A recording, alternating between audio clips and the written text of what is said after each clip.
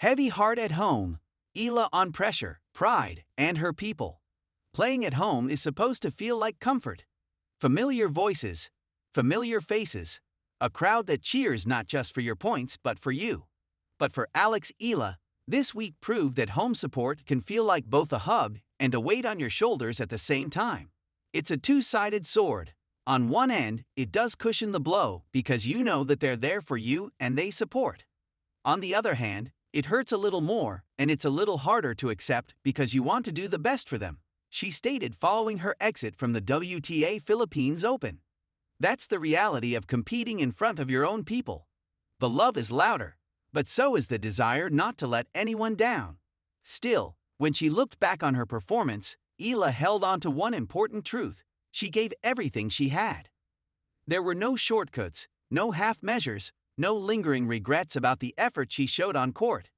And when she zoomed out, she didn't allow one result to define the bigger picture. I think I gave it my all today, and there were no regrets, so I'm happy about that.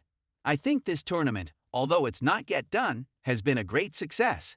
Just the turnout of people, seeing how much they've enjoyed, hearing the feedback from other players and from people in the WTA, I think it couldn't have turned out better for a first edition. There was pride in her voice, not just as a competitor, but as someone watching tennis take meaningful steps forward in her own country. I'm so happy that I got to be a part of it, and I'm so happy that I was able to see it unfold. I think there's a lot of room for improvement having just 2 professional tournaments for women. I think there's a huge margin for improvement there. That belief extends beyond tournaments and infrastructure. Eala believes deeply in the athletes themselves, specifically in their talent, discipline, and hunger.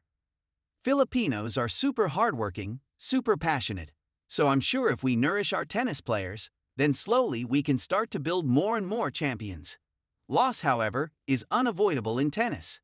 More than most sports, it forces players to sit with defeat, often, and learn how to move forward quickly.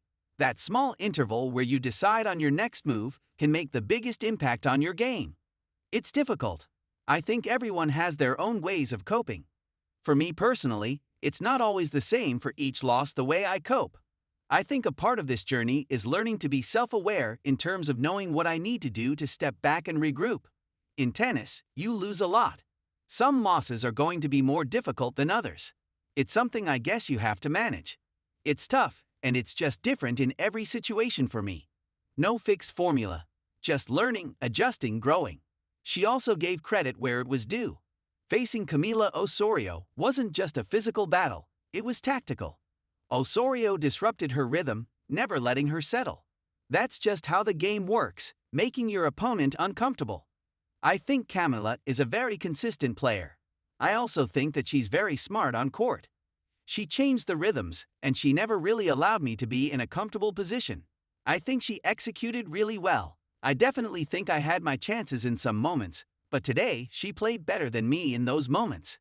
I think that's just something I can work on moving forward. In the end, this week wasn't just about wins and losses. It was about pride, pressure, growth, and the complicated beauty of playing at home, where the cheers are louder, the emotions heavier, and the lessons deeper.